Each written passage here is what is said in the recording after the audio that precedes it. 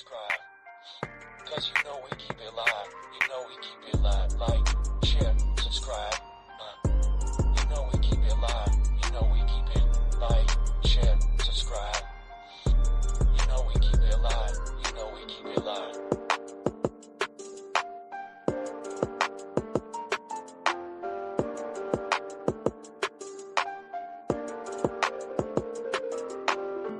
Like, share, subscribe. Cause you know we keep it live, yeah. Like, share, subscribe.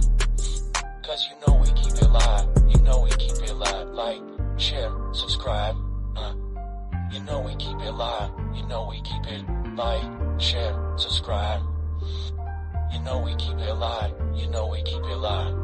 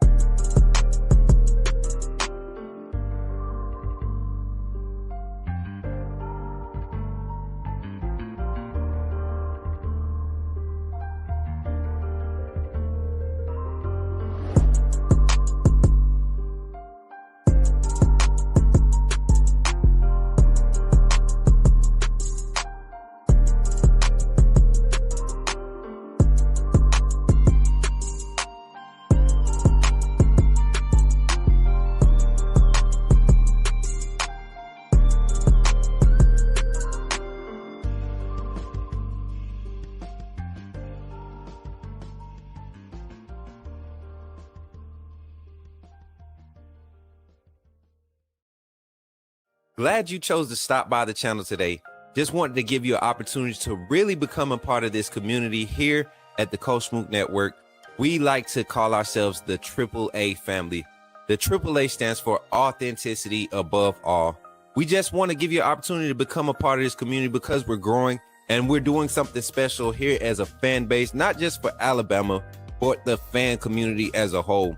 We're creating an environment where it's safe to be yourself, be authentic, and meet people who share the same passion you share, whether it's for the same team or not. You can do this by becoming a member of the AAA family. You simply start by just clicking the link provided to you by one of the moderators in the chat, or it'll be pinned to the top of the chat. Click that link, it'll bring you to my homepage. When you get to my homepage, make sure you hit the notification button and turn on all notifications. Understand that there are multiple ways to support the channel, and each level has its perks. You can go through and read each perk. As we continue to grow, new perks will be added to each level. One thing we would like to highlight that all AAA members are greatly appreciated. It does not go unnoticed that you have taken time and hard-earned money to support this channel. Once you join, YouTube is going to ask for some payment information, and make sure you monitor your subscription dates. Also, if you really want to get interactive with the community and find out what's going on, think about joining our Discord family. This is where you can get into all the fan talk of the community, and also there are networking opportunities. Please be mindful that there are rules and that we expect everyone to treat everyone with respect. Also, if you're looking to partner with Coach Smook Network or sponsor, please hit us up at coachsmooknetwork@gmail.com, and our staff will get back to you in a timely manner. I'm your boy, Coach Smook of the Coach Smook Network, and I thank you for supporting this channel.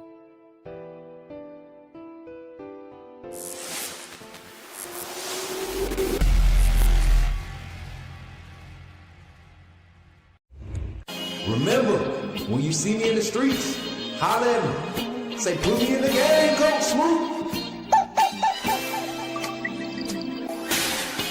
Put me in the game, Coach Smook. Put me in the game, Coach Smook. Like, share, subscribe. You know we keep it live. Put me in the game, Coach Smook. Put me in the game.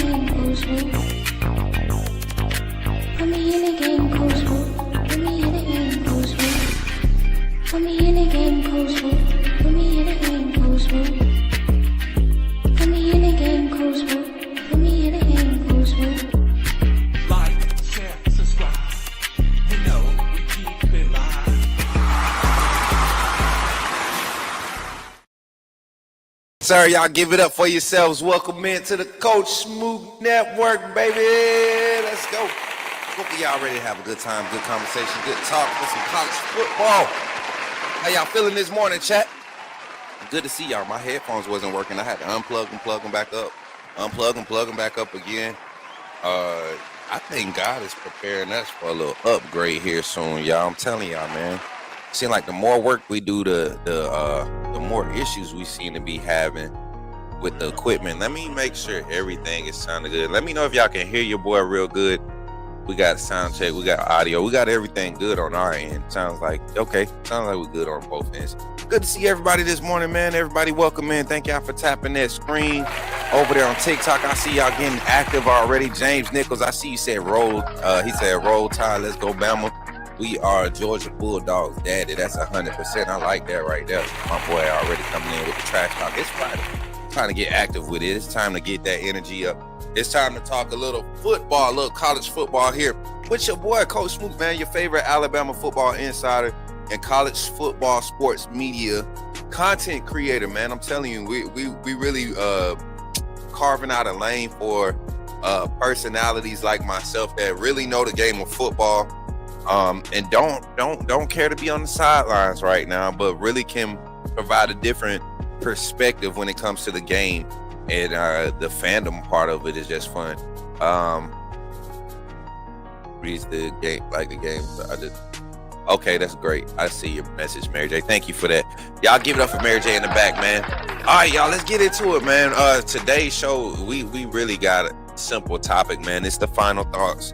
There isn't a whole bunch of games to talk about. I know there's other conference championship games happening this weekend, but I think this is the one that really everyone pays attention to. Now, Ohio State, Indiana, I think a lot of people will pay attention to it. I think a lot of people have questions just like me. Is either one of these teams as good as they seem? Being that they don't play against each other during the season, they don't play against the other competitive teams in their conference, which is only like 4 of them total. You know, it's not like they're a heavy competitive conference like the SEC. So the SEC championship game is the primary spot, the primary watch for the weekend.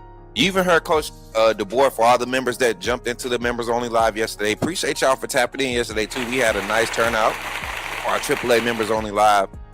They got to listen to it live. If you haven't heard it, Bama Central, shout out to those guys. They do a good job in getting the midweek teleconference audio cut up and put out separately. But we listened to it live. I mean, it was a great time, man. And we got to hear Coach Smart. We got to hear Coach DeBoer speak on this game coming up. But Coach DeBoer even admitted that, during his time at Sioux Falls, even during that time, early 2014, he says he remembers, getting done with their championship game on Friday and the team coming together to watch the SEC championship game on Saturday. So a huge game indeed. And this one with so many different implications, it could mix up the college football playoff if one team wins, if the other doesn't. It's so much that could happen because of this game, but both teams are in. That's the funny thing about it. So we're going to get into it, man. Let's jump into this roll call real quick this morning. Mary J, we can go back to the top, and we're going to start this thing off the right way, man. Y'all know what time it is. It's Friday. We got our Talk Your Talk calling segment coming up here in about 40 minutes. And I want to know if y'all ready to talk y'all talk. We got Bama on one side. We got Georgia on the other side. What y'all doing? Let's go. Roll Tide in the chat for my sister Brittany. Give it up for Brittany. Roll Tide. Let's go. Brother from McCullough said Roll Tide. Gonna be doing that Hakuna Matata thing in the Tide Lobster.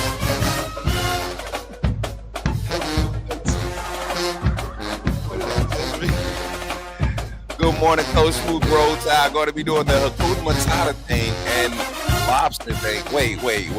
Start it over. Good morning, Coach Smook. Roll Tide. Going to be doing the Hakuna Matata thing and the Tide Lobster on Georgia tomorrow. Okay, I got you, man. Roll Tide, my guy. Next up, Roll Tide. Let me see who it is. I think Mary J might have frozen. Hall of Fame college football is here this morning. What's good, Hall of Fame? Good to see you. Auburn boys in here talking about. Now, this is some funny stuff. Now, this is some funny stuff right here. This is some funny stuff right here. This is funny right here, my guy. You funny. You know what? You are funny. How brave of you.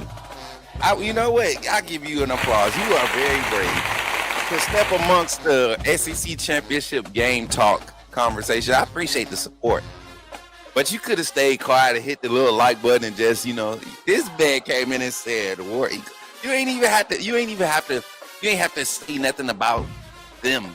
You could have just kept it about what's relevant, which is not your team, right? But welcome in, my guy, EJ. Welcome in. That's my guy. He came over from TikTok. That's my guy. What's up, Zach? Good to see you this morning. Roll Tide, my guy. Good to see everybody. It's Friday, man. What's up, Corey? Good to see you, boy. Roll Tide. Let's go. Let's go. My boy said, y'all going to lose tomorrow. Might just get ready. Ooh, you sound salty. Georgia beat y'all too. Why you so mad at us? Dang, it's like that, EJ. Dang. What's up, man? Alabama going to do the Tide Lobster and Hakuna Tide. Okay, we seen them. Jacob Checkler, what's good, man? He said, Roll Tide. Good to see you, Jacob. Good to see you, my boy. And then Alabama is not like they used to be. That's what y'all don't understand. No, that's what older and other Alabama fans, Saban fans, people that haven't been fans forever, that's what they don't understand. I understand. Most of my people here understand Alabama's not what they used to be. And I don't think Georgia fans understand that Alabama's not what they used to be, which is why y'all still losing to us. I mean, doesn't it? Isn't it how ironic? Auburn fans, y'all don't understand this is not the same Alabama it used to be. That's why y'all done lost to us 2 years in a row. Since we changed from Saban, y'all keep saying Saban gone. He can't save y'all, no, but y'all not the team beating us. Y'all not the team beating us. And Georgia football is not in the chat. Georgia football is not in the chat. You're in timeout. You think I'm playing. Darius, you lame, bro. You lame, bro. Hey, as a matter of fact, you're not even a Georgia fan. As a matter of fact, I'm going to stand up for the Georgia fans. Before we get into the show, we got about 3 more minutes before we kick off our football talk. Y'all know first 15 minutes of the show, we getting settled in, man. We getting settled in. We got to release some of this steam because I've been ooh, boy, I'm telling y'all, it's about to get crazy. It's about to get crazy. But nah, there's the Georgia football fan base has disowned you. You are not a real Georgia football fan. First of all, geographically, location-wise, you can't claim the Georgia Bulldogs. You are from Chi-Town. You are a White Sox fan, you are a Bulls fan, and you are a Notre Dame fan. That is a fact. That is a fact. Get on the right team. Secondly, Darius, you cannot publicly on a live stream make a bet with somebody and not pay up on your bet and then talk about, literally, somebody tell me, what was the date of the Alabama-Georgia game this year during the season? What was the date? Wasn't it like September 28th or something like that? Here we are in December, the second week of the first week of December. And Darius has yet to pay a $25 bet, chat. A $25 bet. So until then, we can't rock with Darius on the Coach Smook Network. He can't represent Georgia football because I got some Georgia football homies, man, that I used to be in this trash talking group with, and them cats do not play about bets, and they will make you delete your dog on social media if you ain't paid no $20 bet in less than. I mean, we talking about over 2 months. I know people have hard times, but don't be out there throwing money because you thought your team was good, and then you go out there and see what happened. You get what I'm saying? So I'm just saying. I had to get my lips moisturized for it. But before we get into the show, I just want to take a few more seconds to just thank everybody for pulling up, hitting that like button. I truly want to thank every AAA member, all the members of the AAA family that have took it out of their own time and space and their earnings and their income to support us. I mean, $3 a month is not asking for a lot, but it means a lot. Especially when you have over 100 people doing that, man. And that's the huge thing about it. We have over 100 members in the AAA family right now. We're trying to push that. trying to get up to 200, and we're trying to get our subscriber base up to 5K. So with your help, we can do this. And shout out to our new sponsors and partners, man. Walk On Sports Bistro, Montgomery, Alabama. What the whole franchise is showing love, man. We got ties to Tuscaloosa now. Plan on doing some things for the basketball season and March Madness. All these huge events coming up when it comes to Alabama athletics. We're going to be on the scenes and doing our part in covering it. Shout out to my guy Sully for tapping in with a $4.99 super chat. It must be payday. It's Friday, ain't it? Oh, yeah, y'all go ahead, open them wallets in the past collection played around, man. It's that type of day, ain't it? Plus, it's SEC Championship weekend, man. I know y'all excited, man. So continue to support, man. Every dollar counts, man. We sending, I think this month we'll have, no, actually, because the way Demetrius popped it off in November, and I remember that show, man. Y'all remember that show? We get to send off our largest donation of the year for Christmas. So that's something huge that I'm excited about. Our largest donations to each charitable organization. We get to send it off. And it's not like we sending hundreds of dollars every month from the Coach Smook Network. Some months, because of our size and the way that we're growing, some months it's only $20. But that's $20 out of, the total of what we got to do to maintain what we're doing here on the Coach Smook Network. So I appreciate every donation, every gift, every super chat. We appreciate it 100%. Shout out to my guy Sully says, what's goody, everybody? Everyone, we about to get PETA protesting outside of UA campus once the clock hit triple zeros when we do them dogs bad tomorrow. Oh, yeah, I'm loving that, man. Somebody, I think that deserves a siren. He said, call PETA. Call Peter. Lord have mercy. We don't support violence or animal abuse. But when them dogs get to barking, you got to shut them up sometimes. Sometimes you got to get a stick for the dog. But let's get into the show, y'all. We here at the 17-minute mark. Y'all done let me go over. It's Friday. Y'all know I don't never do right on Friday. So hopefully we can get this thing right today. If you ready to get into the conversation, man, here on the Coach Smook Network, let's type in the chat. Put me in the game, Coach Smook. And I don't know why this has been doing this to me for the past couple of days, but let me refresh real quick. Mary J, can you turn the volume up on the music real quick? I got to refresh it.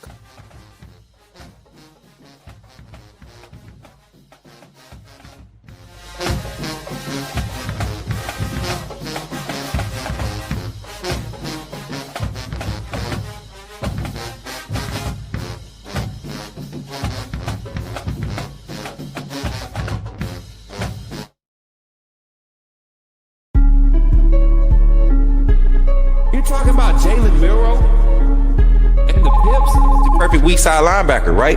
Put him next to the mic. Not going to take us a lot of time, but I want to say that I'm excited about what. Okay, forgive me, my brother. What's on your mind? Oh, I'm good. I'm just still sorry for all the other content creators now that we have this mega star back in our presence. Yeah, man. Every time I hear that part of our little intro, I start laughing, man, because Greg is funny. He said, I'm just so glad. I feel sorry for the rest of these content creators because we got this mega star of a creator. I mean, that was a good day, man. Appreciate y'all for tapping in, though. Alabama versus Georgia. Let's get into it. I ain't got nothing much to say about this game other than this is going to be one for the ages. And when I say for the ages, I'm talking about like viewership wise. I mean, everything that you could think of. This is probably going to be the closest thing to national championship viewership that we're going to see. And depending on how the playoffs play out, how everything plays out in the playoffs, you might not see this many people watching this game or paying attention to this game. It's as if the SEC championship over the last, anytime Alabama and Georgia, I can't speak for everybody in the SEC. I won't even act like Texas is a part of this conversation. You know, they came into the SEC last year. They had a little success. They did a little something and still got smacked at the end of the day and didn't represent the SEC well in the playoffs. We still don't accept you yet, Texas. That's just the cold hard truth. Oklahoma's good.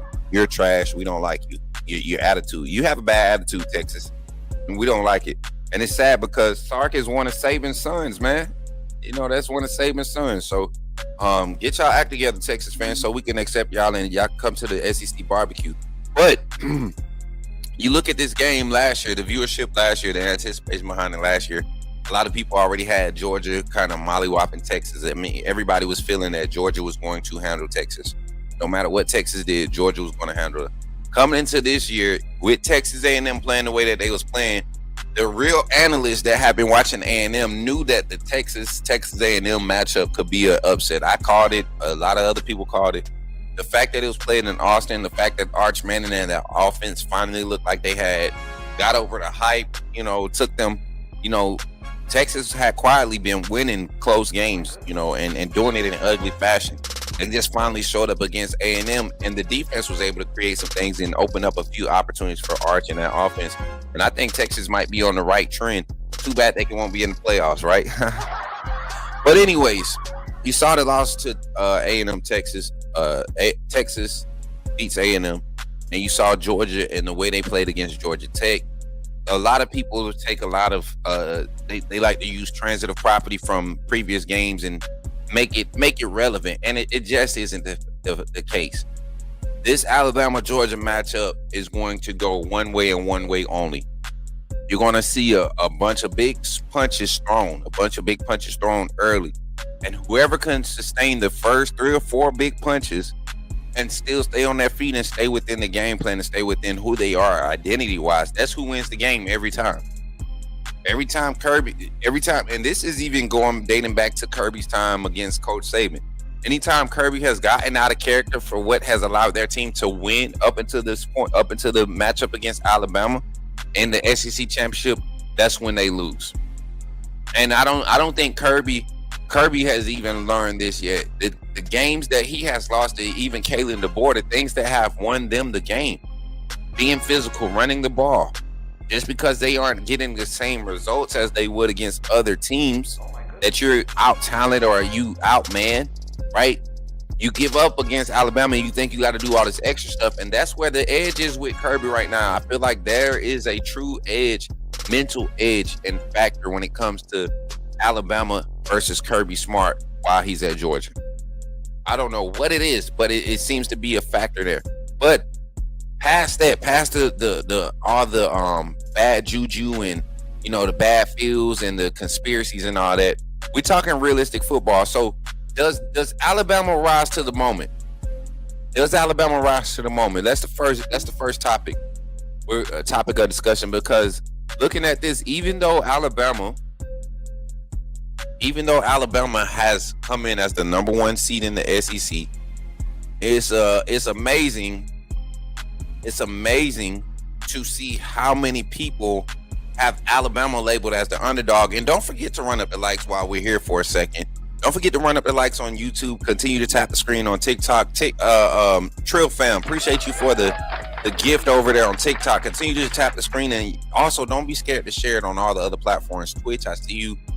Twitter, I see you all over there on X, and Facebook. Don't forget to drop a reaction on Facebook. We got one on Facebook. Say hey while you're over in other chats. What's up, Jordan? Good to see you this morning. So does Alabama rise to the moment? I think this is the perfect case. Like, this is the perfect scenario for Alabama. This is not a new position. Ever since the Florida State loss, I can't remember the last time Alabama came into a game. Well, the last game Alabama came into where they were favored, decisively favored, I truly think it was the Oklahoma game. The Vanderbilt game, the point spread kept coming down as they got closer to kickoff. And mind you, the 2 of these ranked matchups that we won, right, were at home. 2 of them were on the road, 2 of them were at home. The Oklahoma loss hurts. The LSU one, did we go to Death Valley? We went to Death Valley this year, right? I can't remember. I just had a brain fart. I think, yeah, we did. We went to Death Valley this year. So I'm looking at these matchups, man, and I'm looking at how Alabama has played and the type of moments we've been in. Georgia, outside of the Alabama game and the Auburn game, Georgia has decisively handled teams, and really they've had the opportunity to play Kentucky. They've had the opportunity to play. I mean, they didn't have as many ranked opponents as Alabama. They didn't see a lot of the road tests, but they have seen some growing pains, and they found ways to win in those tough games where they played other quality competition. I think Texas called Georgia at the wrong time of the year. That game, that's the game that Georgia clicked. And I feel the same about Alabama versus LSU. The points won't tell the story, but I think that was the first game. Even with the offensive struggles, Alabama showcased a different level of execution and a different intensity to or a drive to win. So can Alabama, from a skill set, or I mean not skill set, from a mindset standpoint, step up in this game and rise to the moment? I think they're more equipped now than ever. Some people ask why. You may ask why. What moments in the season give me that indication? I think about the first game against Georgia. The last drive to secure the game. All we need is a first down.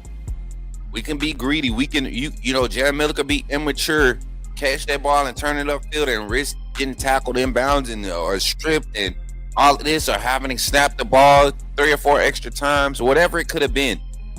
The maturity of plays in that game, when Ryan Williams dropped that pass and that wide open touchdown pass, the deep ball, and Ty Simpson went to him again. Ryan Williams made a clutch catch, 2 clutch catches later on in the game. Even though that one hurt, he didn't go away from him. Some of the defensive plays made in that game were just smart plays. Oh my goodness. I'll go back to the Missouri game. No, Vanderbilt. Jan Miller came back against Georgia, had a tough running game against Georgia. We ended up having over 100 total yards in the rushing department against Georgia, where we were struggling. You go against Vanderbilt, and Jan Miller just goes off, first 100-yard rusher of the season.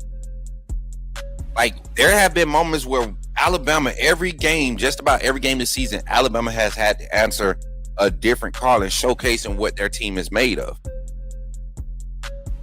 And I think they have risen to each occasion. Even against Oklahoma, man, you take away the pick 6, we win the game. You take away the pick 6 and keep everything else that happened. You take away the pick 6, we win the game. So you're literally, and I like what Kalen DeBoer said about the record right now. This team is literally 2 plays from being undefeated and 2 points away from being, undefeated in conference play. Undefeated overall record with 2 plays away from, you go back and look at that Florida State game, right? 2 big plays that really hurt us. The Dijon Lee touchdown that kind of created the separation in that game. That hurt us. That's 1 play. And then in the Oklahoma game, pick 6. That's the 2 plays. And in the same breath, 2 points. That is keeping this team from being undefeated. And you have our fan base, or our other Alabama panelists and quote unquote analysts that complain as if this team is, 5 games under, or we're 3 losses in, needing the win to get into the playoffs. This is a quality team, and they've risen to all the moments since that week 1 loss. And I think we're more than prepared to get into the rising to the occasion moment for this game. Let's get into the comments real quick. I want to talk about something real quick, and let me see. Do y'all think Alabama's prepared to rise to the moment? The injuries are discussed, and 8 players out, 4 key players on the probable list. What are you talking about? 8 players out. Christian Fields. We've seen plenty players be down this whole season. Welcome in. And this is the time of year where, if you look at both sides of the ball, Georgia's missing key players too. They're not 100% sure. Well, Kirby said they're working 3 guys at center. They'll know by the end of today's walkthrough who their starter's going to be. Feel confident in all 3. We know that's code for, hey, we hope this works. Alabama had to go through it early on. That happens. Both teams are beat up. The SEC championship game is going to hurt both teams. I don't think so. I think it's going to help both teams. Y'all got to understand, there's a reason why you recruit and you have the number 1, number 2, number 3 class 3-4 years in a row. A lot of the skill gap or the natural talent gap stuff that you would have to do with underdeveloped players, You don't have to do that when you could have a 5-star freshman who's good enough to play but not ready to play in your scheme and execute at a high level. You pad yourself that opportunity. You give yourself that space to develop him during the season for moments like this. So for a young, let's see, with LT Overton being out for a mildly experienced Keon Keeley who's been sitting on the bench for the better part of 2 years, his first 2 years on campus. A moment like this, having to play behind Kelby Collins and LT Overton and Ja Latham and he's had to play behind a lot of guys that I truly believe athletically, he's more gifted than everybody across the defensive line. You're talking about 6'5", 280 with like 4% body fat or some crazy junk like that. Just a physical specimen out there, and has had to sit behind these other talented prospects and players. And now the time has come because LT Overton is out. You're telling me we're worried about him not being able to execute or not being able to patch it up for one game? That's what the SEC, that's what Georgia is dealing with too. They have 3 other centers behind their starting center. They have another tight end that they're confident in. They have a stable of running backs that they're confident in, with Bowens possibly not being able to play this weekend. I heard he's practicing. Coach Smart say he's practicing. Got guys on the defensive side that are dinged up for Georgia. Same thing. I mean, it's happened. That's why you pad talent on your roster. It's not disgusting. It's part of the game. The NFL goes through it all the time. I don't hear y'all crying about it in the NFL. I don't hear y'all. Come on, stop it. Until Georgia beats Bama, nobody can honestly say they believe in them dogs. The Georgia fans, they truly believe in them. They truly believe in them. Go ahead, Mary J. You can go ahead and scroll through the rest of the comments you got for us. Both teams are beat up was the last comment. Alabama owns Texas, Tennessee, Clemson, and all the orange teams because all team Crimson more superior than orange teams, including Auburn. Why are we talking about Auburn today, man? I get your anger and hate for Auburn, but let's leave Auburn alone. They down bad. Let's let them be happy about having Alex Golesh. Let's let them happy about getting Brian Williams Jr. to flip from us to them. Let's let them enjoy their victories. And we wasn't hurt by Brian Williams, just in case Auburn fans don't know. Like we knew in August we wasn't going to have Brian Williams Jr. We when he stopped talking to us in late July, we knew we wasn't going to have. So yeah. Roll Tide Stretch Global, good to see you in the chat. Do you think we will see Austin Mack this game? Nah. If there's a quarterback switch, I think you go for the home run hit quarterback switch. That's my personal opinion. Now, what I will say is this. I have seen where when Ty Simpson got dinged up against Auburn, they told both quarterbacks to warm up, like I'm watching on the sideline. They told both quarterbacks, they got both quarterbacks up at the same time and told them to warm up. And when they came back to the huddle, both quarterbacks looked, Austin Mack and Keelan Russell, both of them had helmets on, strapped up, waiting to see who was going to be told to go out there.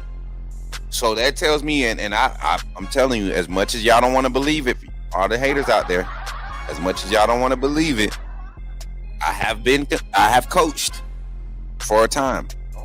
And I've dealt with the quarterback situation, not with the luxury that Alabama has, where you got like 3 good quarterbacks. We've dealt with a situation where we got one quarterback that is decent, and then you got 2 other quarterbacks that do. One quarterback does this good, running the ball, triple option, read option, wing T, we can do it. And then the other quarterback, he's so young and inexperienced. He can do it. He's more comfortable doing the full extent of the offense. We just can't trust him to win the game right now because of his inexperience. We know he's going to make those young mistakes. Can we afford those mistakes in this type of game? And that's what I dealt with. So as a co-offensive coordinator. So when it came time for us to make that decision, we went with the young guy. We needed a fearless type of energy in that regional game. We needed a fearless type of energy. We needed somebody to get out there and that wasn't going to second guess their decisions. be unapologetic, understand that it's a game. The margin for error, they know how big the game was. So it wasn't on us to put more pressure on him. We just let him take the pressure and handle it how he is while we encourage him to play football. So I think that's what you got at Alabama. I find it funny that more eyes will be on Bama or UGA instead of 1 versus 2 championship game with 2 Heisman on either team on the line. Facts. That's because you're going to get quality ball here in the SEC, the Canisius, man. That's a good point too, man. All right, let's get to our second topic. We're here at the 35-minute mark. I don't plan to be beating the dead horse with these topics today. And y'all, don't forget, make sure y'all check y'all phones, man. We got to send out the automated messages today for y'all on the call-in. If you got an automated message for the call-in show today, put the phone emoji in the chat. We got new stickers being designed too, chat. For all my members, we got new stickers being designed so y'all can have some fun and continue to help the community grow. It sucks that StreamYard has yet to upgrade the platform so that we can showcase the stickers. I think that's why it's hard to encourage members to use it. Jamarian Matthews is live. They're getting ready for a state championship. State.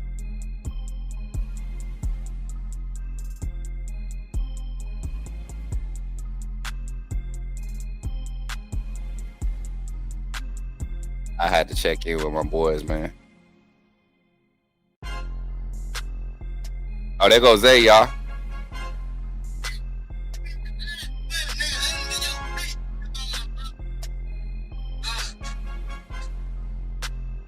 Them boys just won state.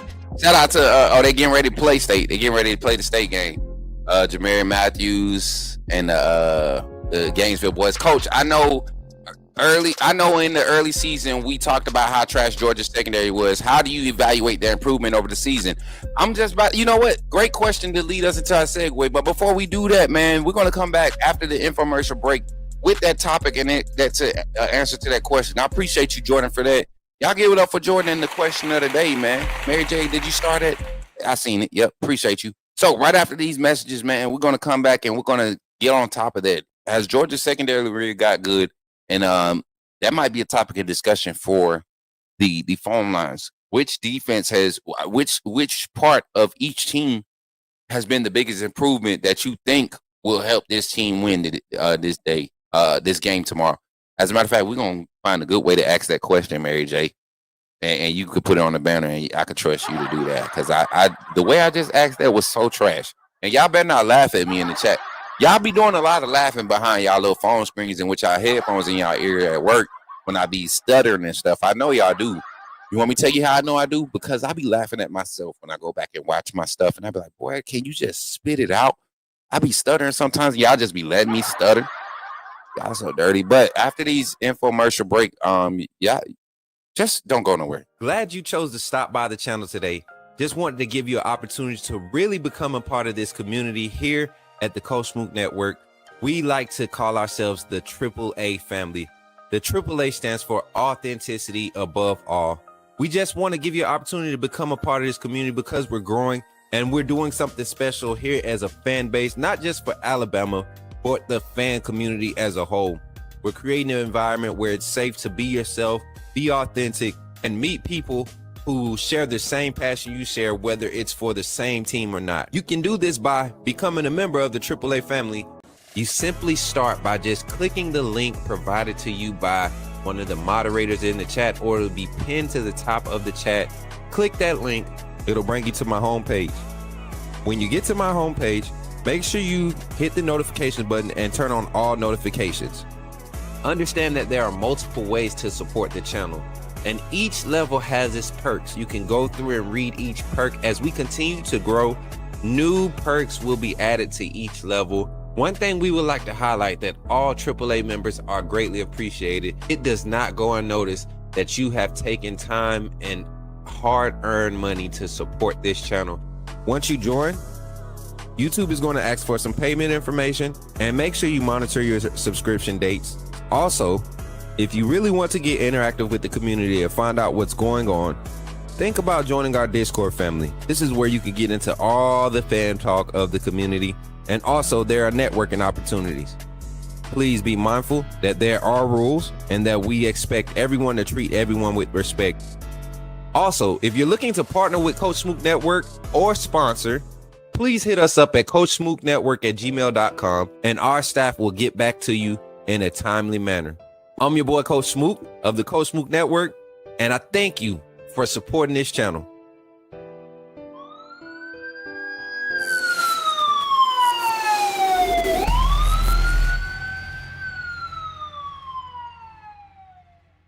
When you see me in the streets, holler at me. Say, put me in the game, Coach Smook. At Walk-On's Sports Bistro, the games are on, the food's delicious, and here you are always part of the team. Welcome to Walk-On Sports Bistro, where every day is game day. Whether it's a post-win celebration, drinks after work, or taking the fam for some made-from-scratch favorites, Walk-On's is your go-to for good times. Craft beer and cocktails, and bold flavors for fans of all ages. From melty mozzarella logs to Hall of Fame level burgers. Stop by today or order online or in the app. Walk-On's Sports Bistro. Game on. Put me in the game, Coach Smook. Put me in the game, Coach Smook. Chat, let's get back to it. All right, let's get that question up, Mary J. And shout out to Walk-Ons once again, my brother Big Mike, man. We were on the phone this morning, getting some things ready for tomorrow's watch party. Don't forget, live watch party, live location. At a live location, you can come live and kick it with me. I'm nobody important, but I do feel like I'm a good time when it's time to watch some football. And if you want to come have a good time with your boy Coach Smook, live and have some good food, some good drinks, man, in a good environment, a safe environment, you could come and check out the game at Walk-Ons in Montgomery, Alabama tomorrow. We'll be set off in a little live watch party section, man. It's gonna be I'm telling y'all, this is the first one. I've never done anything like this, organized like this. Y'all know last year I was more so just doing it, going to the bars and just kind of going live and talking about it. But this one right here is going to be different because we're actually going to be there on site, and they got us a setup, man. They're looking out for us, and I appreciate Mike and the Walk-Ons team and Terry and the whole squad, man. The waiters, when we came to do our walkthrough for the first meeting, and it was just hospitality and love. So once again, give it up for the Coach Smook Network and the AAA family, man, for taking advantage of opportunities and growing, man. So let's get into the conversation. That was a good question. I'm gonna change the layout out because I want this to be big. Let's do classic. Coach, I know in the early season we talked about how trash Georgia's secondary was. How do you evaluate their improvement over the season? I don't necessarily think Georgia's secondary has gotten better, and I'm gonna tell you straight up. I think their front has become a lot more what we're used to Georgia's front being when it comes to getting pressure on the quarterback, suffocating offenses, and forcing them into being one-dimensional, right? What's happened is that Georgia's run defense has improved so much, right, against teams that already struggled running the ball, that it kind of eliminated that factor for them to be as efficient in the pass game. Now, one thing about Georgia is against teams that pass the ball heavy, they have struggled this season. Not giving up passing touchdowns, which is a good thing. Kind of like that bend but don't break mentality that Alabama's defense has when it came to the run game the first 6 weeks of the season. But one thing Georgia's defense and secondary has been doing good, they have been helping in run support. Tackles behind the line of scrimmage by Georgia's secondary, they're amongst the top 10 in the country right now. So they got guys that come down and be physical. They're physical. They're way more better. The tackling that they displayed against, I want to say, it wasn't Kentucky. Who was that game? I got to pull their schedule up. They had one game where they had like 11 missed tackles. It was the most missed tackles under Kirby Smart since he's been there. And they won the game, but it was just a sloppy game. I'm going to go back to it here. But I think Georgia's secondary has gotten more experience. And in a game where they're going to be forced to play a lot of the athlete type of situations, be the man type of situations, and not just zero coverage, but being able to pass off concepts at the right timing and trust instincts, jump passes. This is the game they're going to be trusted to do it. Because I truly believe Kirby Smart wants them to throw the ball. He's going to crowd the line of scrimmage, and he's going to make Ty Simpson beat him with his arm, the way that we've been struggling in our pass game. And I think Ryan Grubb is fine with not having to run the ball. I think Ryan Grubb was fine with it. So to be honest, this is the game where their growth and their improvement will be put on display. Have they improved? Yes. I'm not going to sit there and say they're the same secondary we played against in the first game, because they played good in the first game. Honestly, they played good in the first game. Georgia's secondary wasn't the reason why they lost in the first game. That was just a game of the ball falling a certain way at a certain time. And that was a week after they got lit up by Joey Aguilar in Tennessee. But you go look at what they secondary struggled to do against Kentucky, who has a horrible passing offense. Georgia that secondary didn't look good against Kentucky. They didn't look good against Kentucky. The run game has been the best thing for them. That secondary really didn't look good against DJ Lagway. Lagway could have had way more passes than what he did. They were just running the ball so well. I think they had like 3 or 4 different guys with plus 50 yards in the run game against Georgia, and they had to do it differently. They couldn't drop back and do anything. Mississippi State, same thing. Like I said, Georgia secondary has not been crazy good, right? They haven't been crazy good, but they are getting better. This is the game where them being athletes will be put to the test, and I think they got the guys, man. Bolden, Aguilar, Humphrey, they got the guys, man. What's the number 8? The other guy, I forget his name. They have the guys. Zion Branch, they have the guys in the secondary on paper to say, man, we can match up with anybody in the country. We can match up with anybody in the country. Is Dalen Everett, is he still starting for y'all? For some reason, Georgia fans feel like that's their best cover guy, and to me, I feel like that's the guy we always end up naturally just picking on. I feel like that's the guy we just naturally pick on. So have they gotten better? Do I think they gotten better? Yes. Ellis Robinson is definitely one of the top DBs. He will be one of the top guys coming out of when he's eligible to come out in the draft.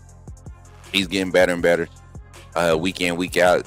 Zion Branch again coming in, getting a lot of that nickel safety type field role. Him and I think that's number 8, I believe, Janelle Aguero, that is. Those two are some physical box styles, DB, safety, nickel corner guys that do good in those moments. So now that transitions us to the conversation about Georgia being playoff contenders. I don't think there's a question when Georgia loses this game, and yes, I said that. Yes, I'm saying it. When Georgia loses this game, will they be playoff contenders? Yes, I think Georgia is one of the top 12 teams in the country. That's what I think we forget, right? I think we forget that at the end of the day, this is not who do you think can win the Natty, right? This is the 12 best teams, a collective of games and stats and matchups, and you have to be within the top 12 based off of all this criteria to be in the playoffs.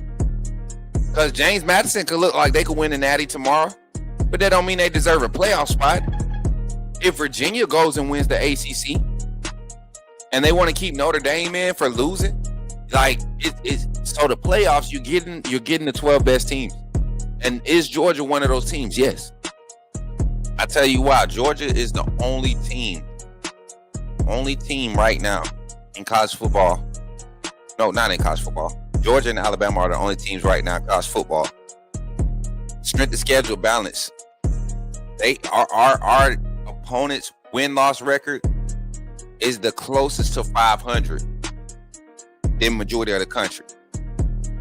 Meaning, we play quality opponents. Tennessee, Auburn, Ole Miss, Florida, Texas, Oklahoma's on that list. Like, every team that we have played with, not shared opponents, Georgia Tech, have winning records. Not many teams can say that. Indiana, Ohio State, they're not near us in that statistic. So when you talk about quality teams, Georgia's one of those teams. What does this game, new banner, what does this game do for either team? Let's talk about what it does for Alabama. What does a win in the SEC championship do for Alabama? One, it gives us a higher seeding. At that point, and I came to this realization, you got to go back and find the clip. It's going to be posted on the show at some point. But Alabama winning this game, not only do we have the head-to-head twice over Georgia, that would not keep Georgia, because I previously thought that, and I don't know why I thought this. I guess I wasn't adding the records up right, but we would have the same record as Georgia, and we would have the head-to-head twice over Georgia. So that would put us, that's enough to put us as the number 3 seed. I don't care what you say.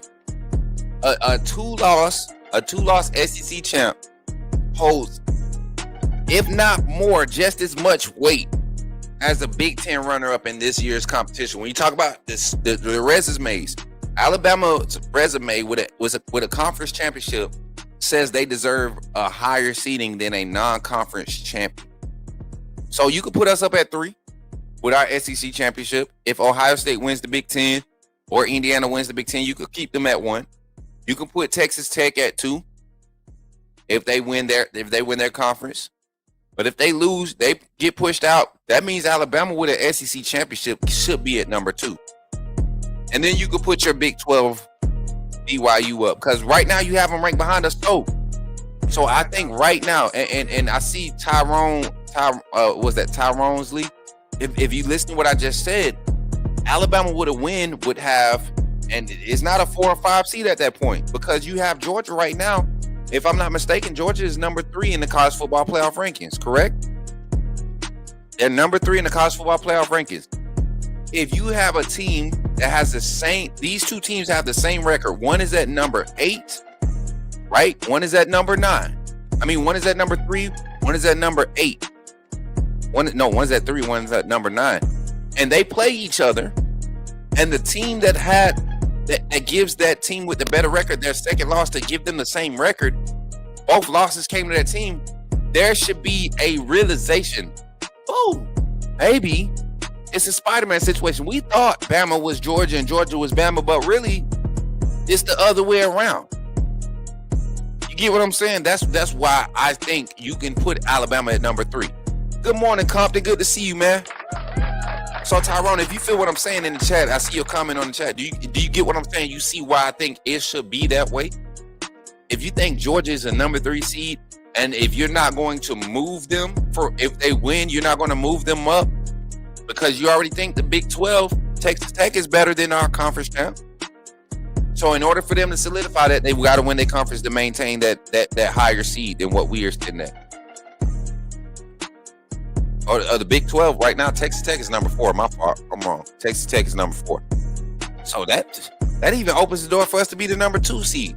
Do I want that for Alabama? No, personally, I don't want that. What's up, Vincent? Good to see you, man. We about to open that phone line, my guy. Good to see you. Good to see you. We about to open that phone line up in about 5 minutes. Do I want to see Alabama get a first round bye? I don't. I know everybody's like, let's get healthy. We're going to have, 2 weeks between now and the first round of the playoffs? That's plenty of time to get healthy.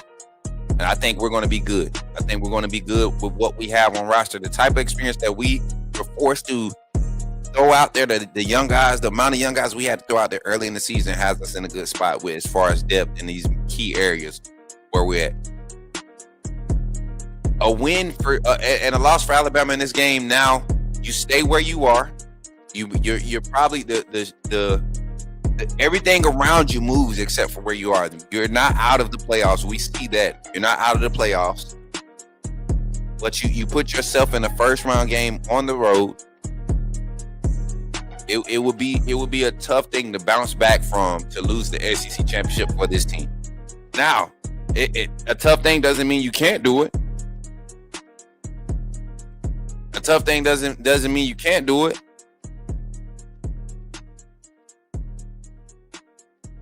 It feels better knowing that you did it, winning it, and then you put yourself in that position with your resume.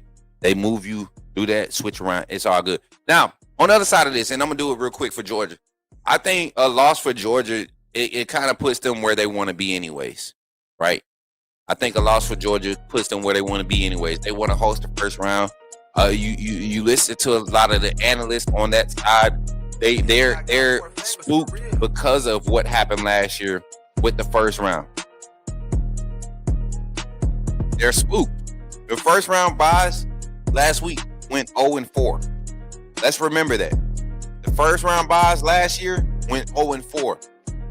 Nobody wants to sit at home for 3 weeks, man. Your team, too much can happen. Too much. The level of focus required to do that is like no other. That's worse than Super Bowl, right? You're talking about a break longer than what Super Bowl players get. I think it's a 2-week break between. And then if you're a team that it didn't even have to play in the conference, and you get that first conference championship game, and you get that first round by, you've been sitting around for 3 weeks, 4 weeks, almost a month. That's why they had to do the playoffs, because the national championship game was a month away from their last game, and teams weren't getting quality games. You were getting the first quarters where the offense and the things that you were seeing, those weren't good games. You had one team that come out and hit a stride real quick, and the other team take a minute. Those weren't good games. I like the playoffs the way they set up now. Puts us in position to be where we at now when it comes to these matchups. We got a lot of quality matchups for the playoff. But for Georgia, win, you just further solidify yourself. You probably push yourself up and make a case for the 2 seed. Lose, worst you drop, Georgia, is, to me, in my opinion, the worst Georgia drops, because you're not dropping them out of the conference. You're not dropping them out of the playoffs. The worst Georgia drops is probably to 5 or 6, maybe. Maybe they allow Oregon to move up or allow Oregon to stay at 6 and let Georgia go to 7 with their win over Ole Miss and push everything from Ole Miss back. That'll mean Oklahoma go to 9. Who's our other SEC team? Texas A&M will go. I'm just saying, man, it can be like 7 through, to me right now, 6 through 9 belongs to the SEC. Those seedings right there. You're going to have 5 SEC teams in the college football playoff. So let's get into it, man. Phone lines are opening up right after this little infomercial break. No, we don't have an infomercial break. We just got to transition. But when we get into it, man, phone lines are open 334-625-1121. Call in, share your thoughts. Let me know, man. What do you think about this game? We got score predictions. I will end the show with my score prediction and all of that game scenario. We're talking Alabama, Georgia. I want score predictions, MVPs, right? And then just assessment. Question of the day on top of this. Which team's improvement puts them in a better position to win this SEC championship? Which team's improvement puts them in a better position? When I say which team's improvement, and I get a minute to really explain this is pretty awesome. We starting the call-in show in 1 minute. Which team's improvement? Has Alabama's run defense improvement? Is that going to be the reason why they win? Has Georgia's secondary improvement in the way their style of play? Is that going to be the reason they win? Has Alabama's improvement in pass pro and run blocking? Is that going to be the reason they win? Has the surge from the run game from last week, is that improvement going to help us win? Is Gunn and Stockton utilizing his legs and being more efficient in the pass game going to help Georgia win? Is the tight end room emerging on both sides going to help either team win? What improvement since the first matchup is going to help either team win? That's going to be a topic of conversation on the phone, and then we'll do predictions, MVPs, and all that good stuff. Get ready to call in here on the Coach Smook Network. Somebody type it in the chat, say, put me in the game, Coach Smook. Let's do it. Put me in the game, Coach Smook. Put me in the game, Coach Smook.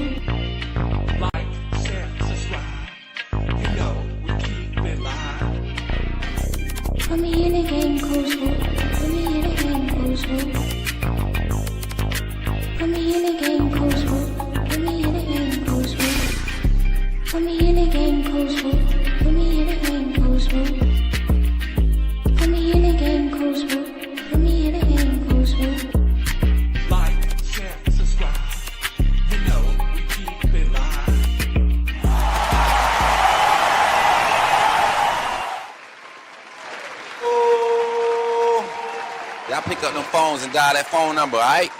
334-625-1121. That's the number. Go ahead and call in. Say your name. Put me in the game, Coach Smook. And while we're here, man, we got 55 in the chat, 24 likes. Make sure y'all hit that like button, man. Make sure y'all hit that like button. Get them likes in. We got a caller on the line already. Hey, the call-in line hot. It ain't take us no time to get a phone call in. We got 2 calls on the line. Let's see who got in first. In Swabbucker. To accept, press 1. Yo, Vinny, what's up, man? You in the game with Coach Smook. Talk to me, brother. Welcome to the show. Thank you for calling. And y'all give it up for Vinny, chat. How you doing, Coach? No, just want to talk about, actually, when you were just talking earlier, you were just talking about MVPs of the game. Mm-hmm. I got Lee, our cornerback. I got Ty, and I got Ty, and then I got Horton, receiver. Horton. My boy got Horton as the receiver. I got a question. Mm-hmm. We talked a little bit. You called in on the last show. What do you think? Which team's improvement helps them win? I named a few before you called in. I said Alabama's run defense was a major improvement that everybody across the country has been speaking on. But Georgia's offense and the ability to use Gunnar Stockton's legs and his passing efficiency has been the major improvement for Georgia. So if that's not one of the improvements, which in your mind is an improvement that helps the team win? Helps our improvement. Either team, whichever team you have winning. I mean, what improvement helps them win? Well, I mean, their improvement is their running back. Their what's his name? I keep forgetting his name. Nate Frazier. Their running back. Frazier is their improvement. Stockton, we talked about it. Look at his stats were not that great for throwing. He's not really a good thrower, and they don't really have the greatest receiving. I mean, Zachariah Branch is nice, but I think our boy Lee can man up on him. I mean, or we could put Zaven Brown on him. I mean, we got pieces to stop him. Yeah, I was about to say I wouldn't want Dijon Lee on Branch. That's a different type of speed and frame. I mean, if anything, I'm matching. The only reason I would is his footwork's pretty decent to stay with Branch. But I mean, that's another Squirrel White situation we're not trying to have. No. That's true. That's true. Yeah, I was also thinking before Red Morgan. I feel like will be a little bit more physical and handsy. He's smaller in frame, a little bit more lighter with his feet. Dijon Lee is just young, man. He's a true freshman, and he's 6'4", 215 pounds. So naturally, it's going to be Jackson either, though. Damani has great footwork. You know, I think Damani does better with smaller receivers. He won't struggle against a Squirrel White, but against a 6'4", 6'7" Nick Harbor or a 6'4", I forget the Tennessee receiver, that Chris Brazel. Those dudes going to give Damani problems. They're bigger, they're stronger, but those little guys, he has the sleeve of foot. So I think as far as personnel, we match up good with Georgia's wide receiver. And I got to disagree with you. Their wide receiver core, they have not went in the depthness of what they have, but they have one of the better wide receiver rooms in the SEC. They just haven't been exploited yet. And games like this is when guys suddenly emerge out of nowhere. Right. Well, this is one thing. I mean, I'll say that their running back and Zachariah Branch, and then I've been saying this, but I will say this. I think this game is going to come down to which quarterback can do better than the other, one or the other. Mm-hmm. Can Ty do better than Gunner? Here's the thing. If Ty sees an opening, he needs to somewhat just do a little bit of Jalen Milroe and take off and run. You saw when Ty took off and run against Auburn? Man. That's the reason that's one of the reasons we won the game, when he just took off and ran. Hey, I don't know. I don't know if you've been watching the live game simulations between myself and our brother Adrian in the AAA family. He's a Georgia fan, but I tell you what, the games where I have had my advantages and I've kind of controlled it, and weirdly enough, man, these live game sims, they always end up playing out similar to what these games look like, right? And it's weird. I don't care who you talk to in the AAA family, they'll tell you like they stopped me from playing the games last season because they were too close. They were too similar to what was happening in real life. And so I looked at it, and the very thing you said, me utilizing Ty's legs, in that game, the last win against Adrian, Ty went 11 rushes for 72 yards, 1 touchdown. And the game winning the game go ahead touchdown was when he used his legs. So I agree. I think Ty has the ability and should not necessarily focus on it, but utilize it to his advantage more often with his legs. He has the ability to make impact with his legs. I do think he's trying to not be like Jalen Milroe in a sense, because Jalen just took off and ran a lot of the time. He'd look downfield. I think Ty's trying to be a gunslinger. I think he's trying to look good in front of NFL scouts, and it's kind of like, dude, you got to just ball hog a little bit and keep it. Like, we have a great receiving core. They're taking everybody down deep, and that's giving you an option to run for 7 yards, slide. Now all of a sudden we got 2nd and 3. Now we go Jam Miller up the middle. Now we get a first down. Now we do a couple other things. For sure, man. Hey, that's your 1 minute. That's your 1 minute mark. So final thoughts. Give me your score prediction, and give me you already gave me your MVPs. Give me your score prediction and how that score prediction comes, like a synopsis of your game outcome. I had 34. I had 34-23, but I think I'm going to go 20-28. I'm going to go 28-20. We win. 28-20, Bama? 28-20, yeah, because we have the ability to shut down any receivers with our backfield, and then with Tim Keenan leading up front, we should be able to get a couple stops in the run. And like I said yesterday, they're very conservative when they play us on offense. They're a little too conservative. So I think definitely we can take advantage of that. For sure. Well, I appreciate you for calling in again, Vinny. And as always, man, roll tide. Roll tide, baby. Y'all give it up for my boy Vinny in the chat, man. Always a good quality caller, man. I think that's like his 3rd call in the past. And I don't know how long he's been subscribed to the channel, but I think he's been subscribed. Ever since he's been subscribed, he's been calling in and sharing some quality thoughts, man, some quality takes on the line. So it'd be cool to keep him calling in, man. Let's get Zach on the line. We got Zach calling in. Let's get it. Call from Zach Willie. Yo, Zach, what's up, man? You in the game with your boy Coach Smook. Welcome to the show, brother. How you feeling this morning? I'm doing good, Coach Smook. How about yourself? Doing pretty good, brother. Doing pretty good. Alabama, Georgia is here, Zach. It's here. I know. I know. SEC Championship weekend. My birthday. I'm going to be acting up. Coach. You know it. I'm already getting ready. Hold on. Let me get myself ready. Hold on. Let me get myself ready. If you've been a part of the AAA family for any amount of time, if you've been around the AAA for any amount of time, y'all know what Fridays and pre-kickoff shows, what happens. So y'all might as well get ready, get on y'all feet, because we needs that, Zach. It's B-Day weekend. We needs that, Zach. We ready. We ready. We ready. We ready for y'all. What? We coming to your trap and taking over your trap. The remix! Your trap. We coming to your trap and taking over your trap, because we ready. What? We ready. What? We ready. What? For y'all. Let's go, AAA family. Come on, man. Yo, man, give it up for my brother Zach, man. Listen, I am so happy, man. And I know this isn't Autism Awareness Month, but Zach, give a shout out to our community, man. Give a shout out to our community that we support, because when we do our donations, Zach is one of the representatives that we put on our charts.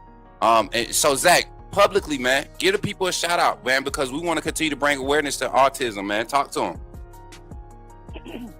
Yes, and I want to give out a shout out to you, Coach Smook, for recognizing and donating to autism awareness here in Alabama and across the whole United States. Because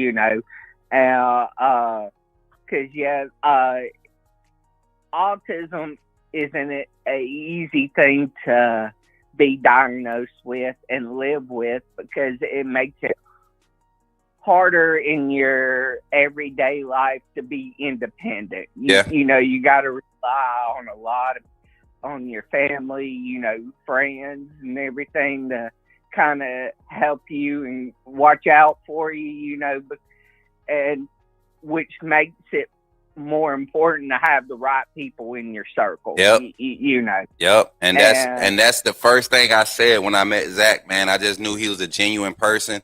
Even before he disclosed that's what it was. I have a heart, and I have like a sixth sense to find those things to link with those spirits, man. And Zach is a great addition to this AAA family. And the fact that his father, his family, they entrust him in my presence is like not once but twice. And Zach is way more capable than a lot of people I've dealt with on different levels, and it just makes me question science and doctors and stuff when they talk about something being quote unquote wrong or a disability, because the way that Zach thinks, I wish my mind could work like that in some moments, when I need to get things done or I need to crunch some numbers or do something very important and I want to be hyper focused. I wish I had that ability. I don't have that ability. And for some reason, we have been taught that is a fault. But I'm standing here and I'm saying it publicly. Autism is not a disease. It is not a mental illness. It's just something that God gives to certain humans. It's like a superpower to me. I think what we try to disguise as mental illnesses, it might be superpowers, because those are the ones that are the good people. They the ones really tapped in. So, and I don't want to get off football, but Zach, I just wanted people to know, a lot of people they ask, is he okay? Is he no, that's he's been diagnosed with autism, and he's a thriving person, and I love my little brother. And be careful what you say about him. I had to say that publicly. I don't take mess when you talk crazy about me. I'm definitely not going to take it when you talk about my brother. So, Zach, Alabama, Georgia this weekend, man. What we got, man? What we got? Talk to us. Yes. I expect it to be another instant classic type game like it was early on in the season. I think it'll be a close game, a hard-fought game, because, Kirby's going to bring the heat. He always does. That's just his style of coaching. He did it for us when he coached under Nick Saban, and he's brought Georgia up to a championship contender type program. So I expect it to be a hard-fought game. And I expect Todd to take that next step, that next NFL quarterback step. You know what I mean? Yeah. And so we need that from him this game, Zach. Honestly, like he's done it before.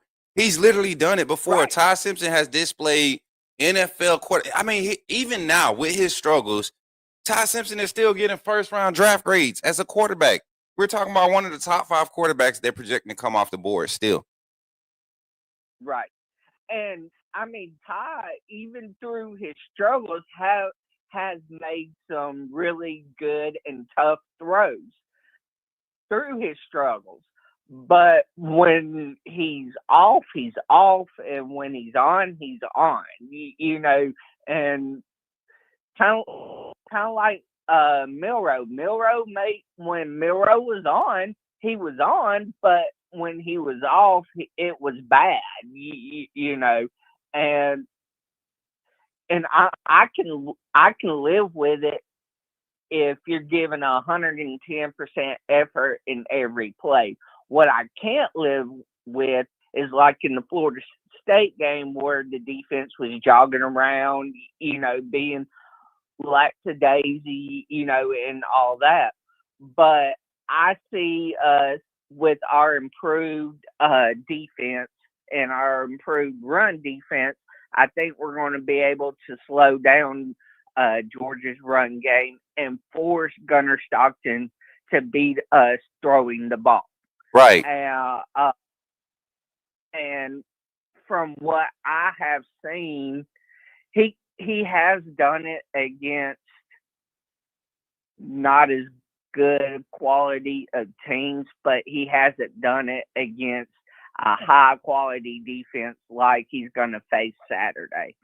And the reason why I say that is because I know in the last month they only played one top 40 defense in the country, and that was Texas, and Texas was ranked like 37th. And Zach, you remember the conversation? You remember the conversation we had a few weeks ago, maybe before the season. It might have been before the season conversation when I was saying, like, a lot of people look at stat rankings and they'll see like a team ranked at 54 offensively, like overall offensively, and they're like, that's trash. Right. But look at out of the top 50, 19, 20 of those teams are schools that are in the Power Five. This is just accumulated stats amongst all the schools in FBS. When you have a Fresno State and their run game, yards per game is more than a team like Georgia, and you look at the backs available for Georgia and the backs available for Fresno and the offensive line available for Fresno and Georgia, and then you look at the defenses they run against, there's no way you can sit there and say, oh, yeah, Fresno State's run game is better. No. But when you're talking about defenses, when you're looking across the conference and you see Alabama playing against a number 27 ranked defense, a number 32 ranked defense, a number 42, a number 11, like defenses, number 3 ranked defenses, right? And Georgia's only seen a 47, a 58, a 69. Yes, those are decent defenses, but they are not playing against these defenses that are producing these bigger numbers are playing against the same level of competition that we're playing against. They're not getting those teams that struggle to run the ball against trash run defense teams. Like, you're not getting the luxury to pad your run defense stats. So that's where, like you said, I have yet to look at Georgia's schedule and truly say that they've seen a gauntlet of tests like Alabama has. And that's why I think we are able to rise to the occasion in this game and get over the hump. Even the test that they presented to us on the road early in the season is a part of the makeup of what Alabama has become up until this point of the season. Right, because, I mean, in that first game, Georgia had over 200 yards rushing against our defense, and we were still able to pull out a hard-nosed win.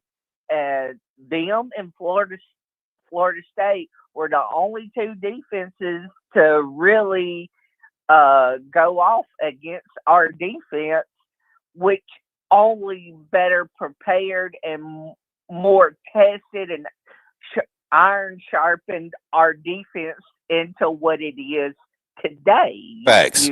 Facts. And so, yes, Georgia's a good team, but they haven't really gone up against the gauntlet that we have to really say, hey, Georgia's been tested and they're going to present a much more capable challenge against us than what they did the first time around. Facts. Well, Zach, last minute, man. Score prediction, MVP, all that good stuff. You know how to do it, man. Hey, and y'all, like, I can't wait, man. Just in case y'all missed the announcement, Zach's going to be joining the panel for our off-season content, y'all, and prepping for next season. We will have a full week lineup show, like a show lineup for next season. Like, Walk-Ons is not playing with us, and we've also stumbled on another opportunity, guys. Monster's energy drink. Believe it or not, Monster energy drink. We met some representatives at the Oklahoma game. Myself and Jason, we met some representatives. And we made contact earlier this week, and some things are happening, and I don't care to share it. You know, I don't think I have to hide that. It's not me that's doing it. It's y'all. It's y'all that's getting us the exposure, and it's people like Zach. When people listen to this show, they always talk about Zach. Final thought, Zach. Score prediction, MVP. Talk to me. Okay, score prediction. I got us going 28-21. I think it's going to be a touchdown game. MVP, offensive MVP. I'm going to go with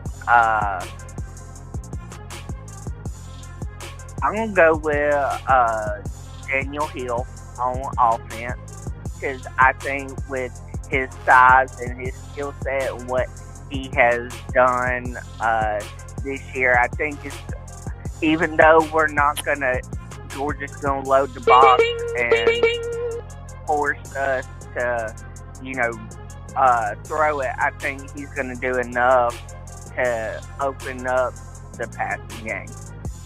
Defensively, I'm going to go with Keon Keeley. I expect him to have a big coming out game with his opportunity that he gets to play in this game. 100%, man. Roll Tide, Coach Smook. I'm going to hop off here, Roll Tide, and I'll holler at y'all later. Right. Roll Tide, man. Y'all give it up for Zach in the chat, man. Roll Tide. Phone line is open, 334-625-1121. We're here at the hour and 22-minute mark on the show, man. Zach said a lot of positive things, a lot of good things about this game and these matchups, man. And a lot of it is facts. I want to name some stats and say some things about this matchup that we're not hearing a lot of analysts talk about. Now, as much as you see everybody looking at on-field play and production and numbers and talking about Alabama's run defense and the passing offense and all of this, these numbers tell a different story. And like Kareem said, I don't stat watch as much because of the fact that you can see there's a very sizable space or a gap between level of competition between your bottom 3 or 4 in the SEC and the rest of the 12 in the conference, right? It's 16 teams in the SEC, or is it 14? It might be 16, I can't remember. But the bottom 4, your let's say this year, your Kentuckys, your Arkansas, your Mississippi State this year, as they played tough games.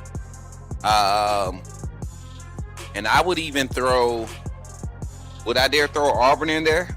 Auburn's probably one of the best 5 and 7 teams in the country. I know it's funny to say, but they're one of the best 5 and 7 teams in the country. You look at the games that they lost, they didn't get blown out in all their games, man. They played tough games. They played ranked teams close all year. So it's kind of crazy to see the weight and balance of strength and scales. We got another call on the line. Let's get it.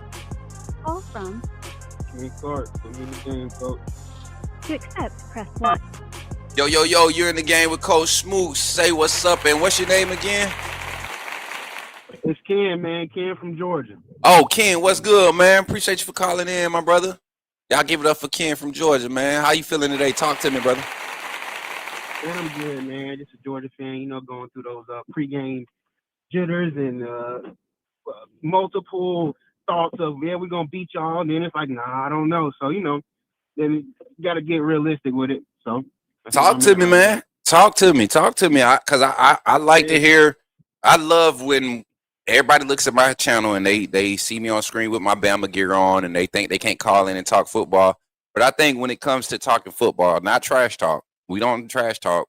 We do trash talk, but when we talk football, I feel like I talk football really good. And I feel like everything I said about UGA from my viewpoint is football related. Tell me what you think, man, about this game and the turnout and what can be a factor to help your team win. Well, yeah, you're on point with it, man. It's football. It's good football talk, and that's one of the reasons I'm calling for sure. But that's a couple factors in this game, man. For Georgia, I think on the defensive side, KJ Bolden has to be more of a factor than Bray Hubbard. If he's not, then it's going to be a problem. He had an opportunity last game to show it. Last time you guys played, dropped the interception, man, and that was tough because that would have swung some things. And then when I think Bray Hubbard actually came and caused the fumble, swung things even better for you guys. So I say that because I do believe KJ Bolden is expected to be the better player, and at some point I need you to be that for Georgia in the big games. He's very good, and a lot of times he's like right there to make a play. A lot of times he gets interceptions on bad throws. I want to see him get an interception on a good throw where he makes instinct plays. That's one thing. I think defensively on the defensive line for Georgia, early in the year when we played you guys, it was young guys, not a lot of hands being used. I think they were trying to overpower a lot of people. When you go up against Alabama, you guys are stronger and, the same. So that overpowering is not necessarily what you need to do. The last few games, man, they be using their hands. I've seen them actually use moves. So if they're going to, I need an intentional pass rush. I don't need you to run past the quarterback. I need you to keep him in his box. I need him to be throwing upwards. I don't want him to be moving up in the pocket or anything like that. But that's easier said than done, of course. And then for Alabama, man, if Ty Simpson is on, it's going to be tough, man. You need to be physical with these wide receivers. I hate to see these guys get to run full routes before they're even contacted. I'm okay with a couple flags, man. So get out there, be physical with them. And like last game, man, y'all were the dogs in that game. You make a tackle, you standing over our players, we running back to the huddle, man. You got to be a dog in this game. Caden Proctor came out and said we're going to bring a different energy. And I believe him. So, and with him, and Caden Proctor's a great guy, great athlete, but he has problems in his pass blocking. You have to go get him, make it hard for him, so that when the fourth quarter comes, he can't line up at wide receiver and make you look stupid. Because I felt so bad because it felt like they were clowning us at that point. Hey, you know what?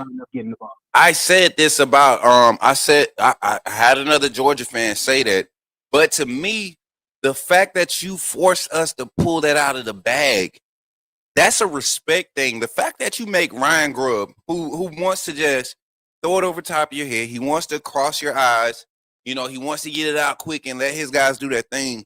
For him to feel like, hey, we're not going to get in a solid scoring position with what we've done in the red zone the last 2 times, I got to get outside my bag. That's a testament to what Kirby Smart forces you to do. So I wouldn't feel bad about that. Now, you said something about Caden Proctor having struggled in pass pro. I will tell you this. For some crazy reason, for 3 years now, I have seen Caden Proctor's best game be against Georgia. For 3 years. Exactly. 3 years straight. As a true freshman, he was getting ate up all his freshman year, then show up against Georgia. Whoop-de-doo. Where he go? Like, this ain't the same Caden Proctor. Jump in the portal, come back, earn his job back. 4th game of the season is when he's healthy, right? 1st game of the season last year with Jalen Miro. He comes in, plays a freaking clean game. 0 pressures, 0 sacks from Caden Proctor's side. Then this year he gets into the game. Crazy lockdown pass pro. Pancake blocks when what's his name broke on the big run for us, the one of the few that we had on the left side going up the left, gets out in space and cleans the poor DB, and then goes out there and catches a now screen and gets the first down and sets us up for a score. Caden has a mental stronghold on Georgia, or he feels good when he plays Georgia. So if there was something that I was I feel like I'm overconfident about, is the offensive line being able to perform. Because when we played out in the first game, I feel like we played very well. And like you said, it was a lot of technique things, mechanics-wise, that Georgia's D-line didn't do. But since that game, we've seen some crazy defensive fronts. We've seen some athletes. Oklahoma was the last one, and they were deep. Oklahoma and Auburn did the same thing to our front that they did to y'all's front. And I saw y'all's front struggle with getting pressure on Auburn. So I don't know, man. And that was early in the season for y'all, I get it. But I don't know. I don't know if it pans out enough to where y'all find the weak link. Especially if we mess around and roll Jaden Roberts back out at right guard. I think this is a game for Jaden Roberts. You're talking about physicality, strength in the trenches. Get Jaden Roberts back out there. Let Michael Carroll man the right tackle, even though he's a true freshman. He played good against Georgia earlier this season too. Yeah, I think it's a 1-2 thing, man. Like, I think both teams are very evenly matched there, but it's a 1-2 thing, man. I think the year y'all had Bryce Young and we played you guys, I think in the SEC championship or national championship, one of the two. It was SEC championship that he got sacked the week before a record amount of times, I think, and then the next week with Jalen Carter and all these guys on the D line, nobody gets to him. Zero sacks. And that's the type of game I need from Ty Simpson. Yes, sir. I understand. It's gonna be a good game, man. After so many times as a Georgia fan, when you want to talk football, you have to say until we beat them, until we do it, until we show it.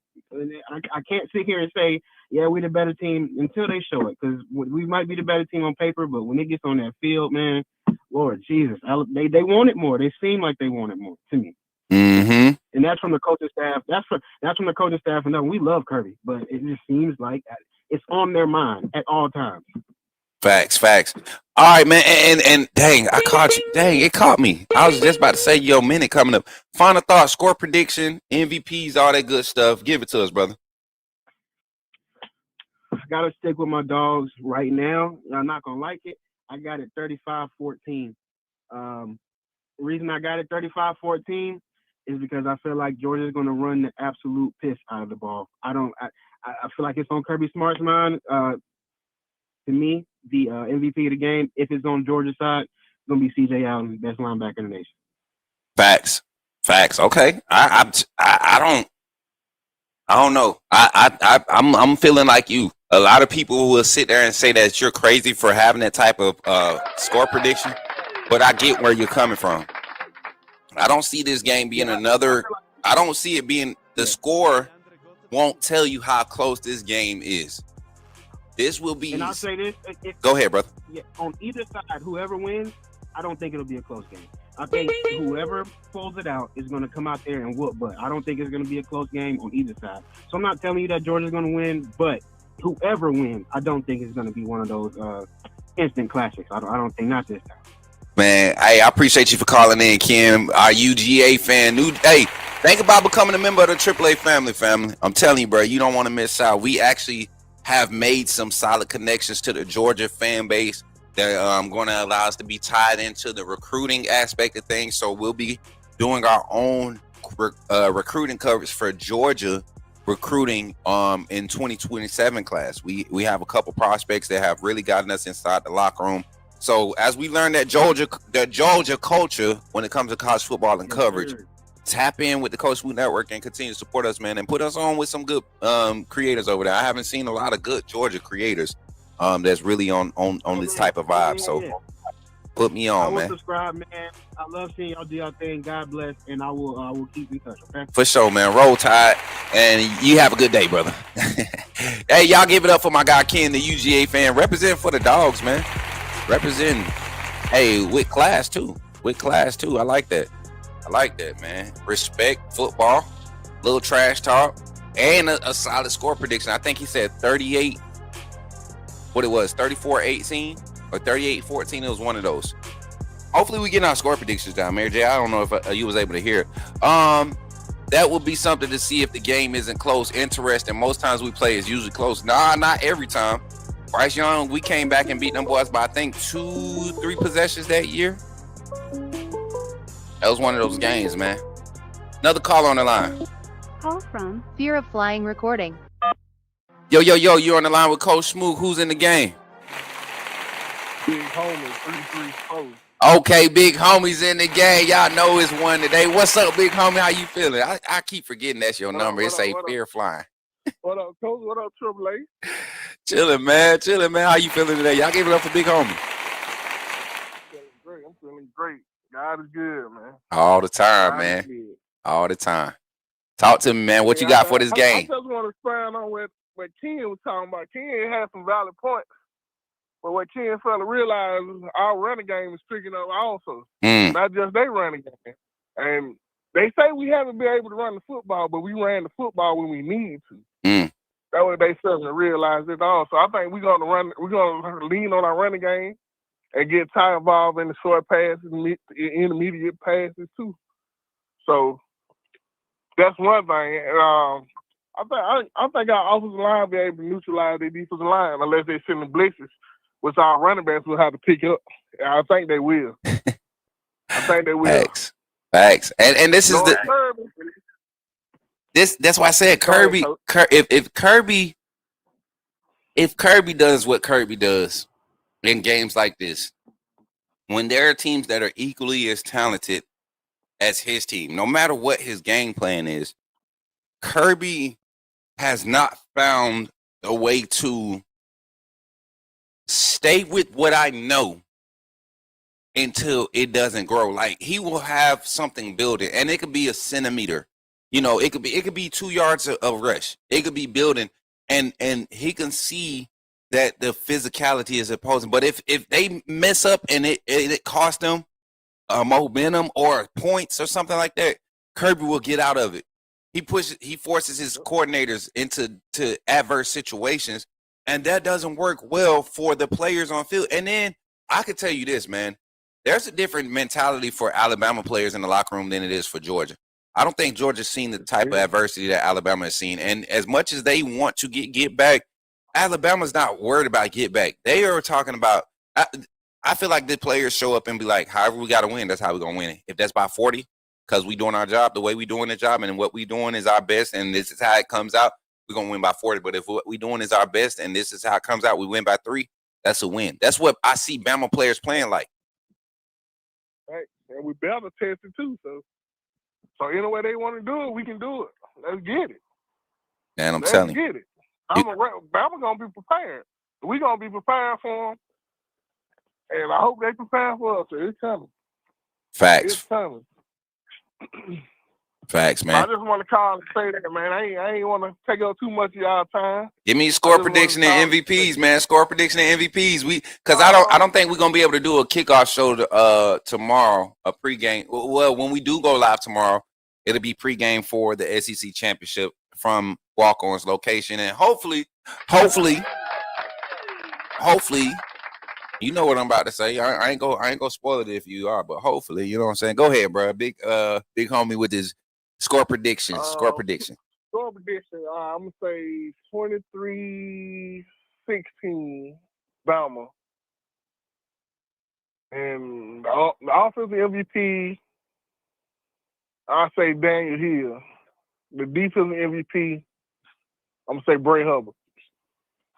That's gonna be tough. That's gonna be tough. He said 23-16 Bama.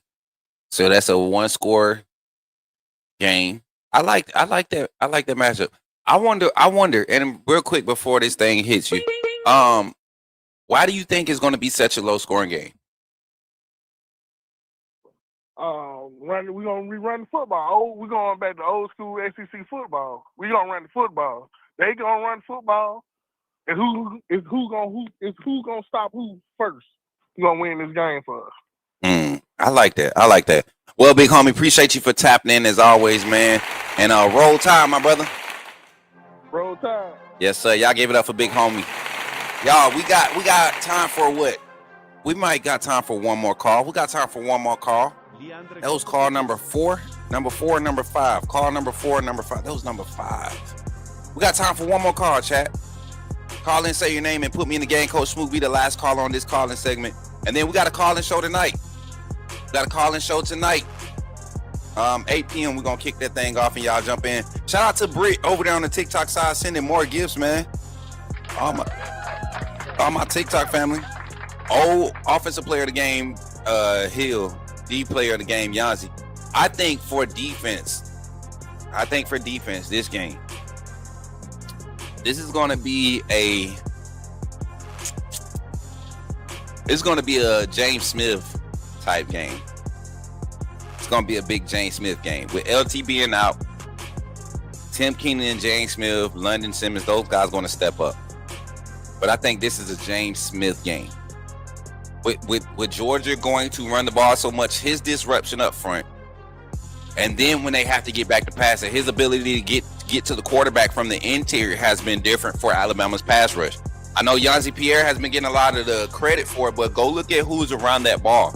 It's always Edric Hill, Yanzi, James Smith, Messiah Fager, Noah Carter, Quay Russaw being back last week. We saw him get active and be around. Like, when they're getting pressures, it's the same faces. London Simmons, James Smith, Edric Hill. Edric Hill and James Smith, I think, are due for big games Monday. 94 can go off tomorrow, too. I know we ain't been talking about him, but 94 can go off tomorrow, too. And then, not to mention, it's hard for me to go away from the secondary because, me personally, a lot of people think Kirby going to try to run the ball to go to his strength. I think Kirby might, for some reason, I think Kirby going to come out and try to let Gunner get his feet settled, get himself settled, and maybe they do hit us with a few early passes, but I think he makes an early mistake because he's going to be asked to throw the ball earlier than what he's used to. And if that's the case, Georgia's in trouble. I think Alabama's pass defense early in the game is good, but it's better in the second half. It's been forcing all the secondary turnovers have been in the second half. All but one, I believe. All but one, which was Deshaun Jones in the first half on the pick six against South Carolina, I believe that was. A sleeper could be Quay. I don't think he's a sleeper. I think they're just going to do things to not allow him to be a factor. That's what I think. Horton, I think this wide receiver core, if we can get 28 to 31 completions tomorrow, I think that's a good game for for Ty Simpson. 28 to 31 completions for him. You think ZB gonna lock down Branch? I think Damani might get that assignment, honestly. And Cam Calhoun is going to be on the field too. I like Cam Calhoun against either one of those boundary guys. Dejon Lee to play against Dylan Bell. I like that matchup. I like that. I like a lot of matchups, and I'm not saying because we had an advantage. I like good competition. And those boys over there at Georgia side, they ready to play too. Got 1 minute, y'all. So we're gonna go ahead and close the phone lines and get ready to close the show. Appreciate everybody for supporting the Coach Smook chatting with Coach Smook calling segment, man. We appreciate y'all, each and every one of y'all, for supporting. Shout out to Walk-Ons and the AAA family and all of our sponsors for support or for sponsoring that calling segment. And so right now we're going to go ahead and do our last infomercial break and give our shout outs to our sponsor, our new sponsor, Walk-Ons. And then after that, we're going to close out the show. I appreciate y'all for being here once again. And y'all remember, man, when you see me in the streets, holler at me and say, put me in the game, Coach Smook. And join the AAA family right here. Glad you chose to stop by the channel today. Just wanted to give you an opportunity to really become a part of this community here at the Coach Smook Network. We like to call ourselves the AAA family. The AAA stands for authenticity above all. We just want to give you an opportunity to become a part of this community because we're growing and we're doing something special here as a fan base, not just for Alabama, but the fan community as a whole. We're creating an environment where it's safe to be yourself, be authentic, and meet people who share the same passion you share, whether it's for the same team or not. You can do this by becoming a member of the AAA family. You simply start by just clicking the link provided to you by one of the moderators in the chat, or it'll be pinned to the top of the chat. Click that link. It'll bring you to my homepage. When you get to my homepage, make sure you hit the notification button and turn on all notifications. Understand that there are multiple ways to support the channel, and each level has its perks. You can go through and read each perk. As we continue to grow, new perks will be added to each level. One thing we would like to highlight that all AAA members are greatly appreciated. It does not go unnoticed that you have taken time and hard-earned money to support this channel. Once you join, YouTube is going to ask for some payment information, and make sure you monitor your subscription dates. Also, if you really want to get interactive with the community and find out what's going on, think about joining our Discord family. This is where you can get into all the fan talk of the community, and also there are networking opportunities. Please be mindful that there are rules and that we expect everyone to treat everyone with respect. Also, if you're looking to partner with Coach Smook Network or sponsor, please hit us up at coachsmooknetwork@gmail.com, and our staff will get back to you in a timely manner.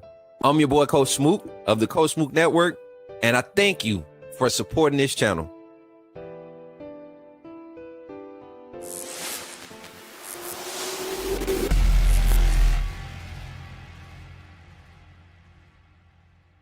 When you see me in the streets, holler at me. Say, put me in the game, Coach Smook.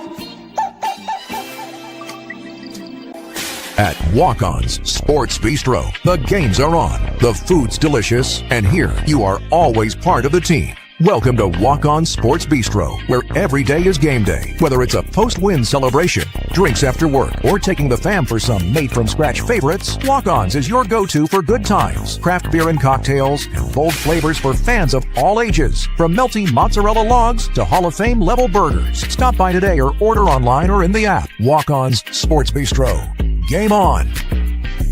Let me in the game, Coach Smook. Let me in the game, Coach Smook. All right, chat. Next time you see us, we will be prepping for our matchup against the Georgia Bulldogs in the Mercedes-Benz Stadium, Atlanta, Georgia, y'all. I'm excited, man. I'm excited. I'm telling y'all right now. I want one of these. I want one of these Georgia fans to show up later on, because we will be streaming again. We're gonna be doing some gaming content again, and myself and Adrian. Today is the final one. I think today's matchup, instead of playing 5-minute quarters, how would y'all like to see like a real long game, like a real matchup? How would y'all like to see that? If you would like to see that, pull up again. I'm going to hit Adrian up, see what time. Keep your notifications on here on the Coach Smook Network. Make sure you like, share, subscribe to the YouTube channel. Make sure you're following on all platforms at Coach Smook. Once again, thank you to our sponsors, Walk-Ons. Shout out to our other sponsors and partners, Yon Streetwear and Apparel. We're going to have his logo on the screen here soon. A part of this little roll through. Don't forget to check out the merch, chat. I'm going to pull up this QR code while we sitting here talking for a second. We got about 4 minutes before we need to close out. But that QR code on the screen that you see right now, if you're watching on the TV screen, scan that. Go check out our merch. Show some support. I'm telling you right now, you don't want to miss out on being able to display that you're part of this AAA family. It's special. We're growing. We're doing some special things, and we're doing some positive things in our community.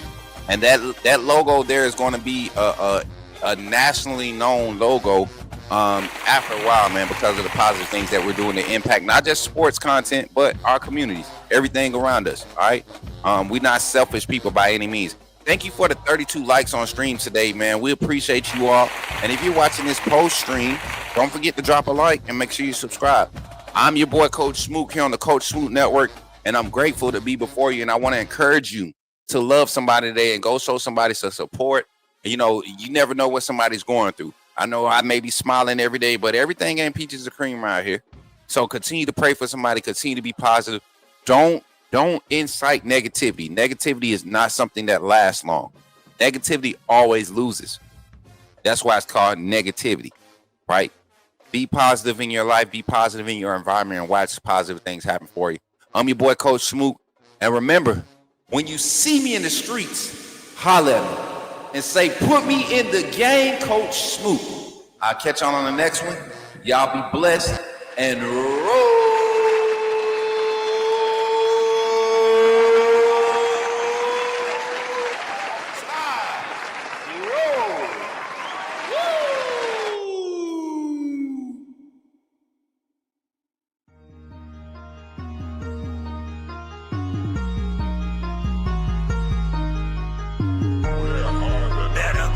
Subscribe, you do roll with the tide. I'm down in the gun with Coach Smook, through the game, roll tide, roll tide.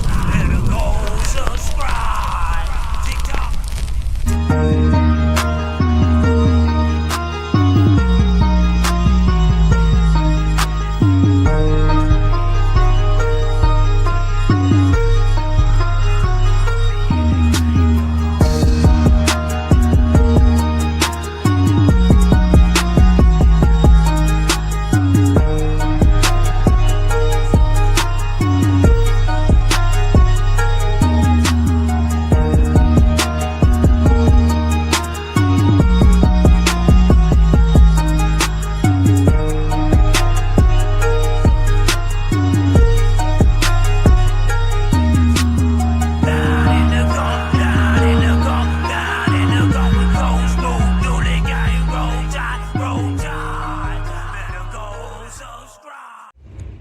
Remember, when you see me in the streets, holler at me. Say, put me in the game, Coach Smook.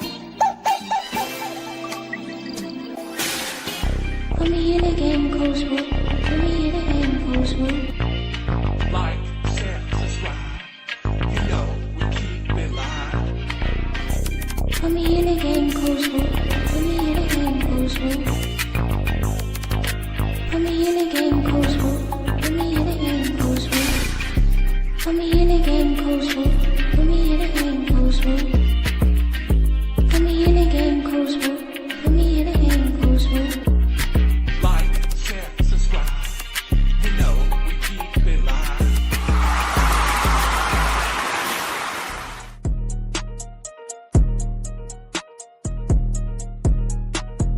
This guy got 4 fingers for real.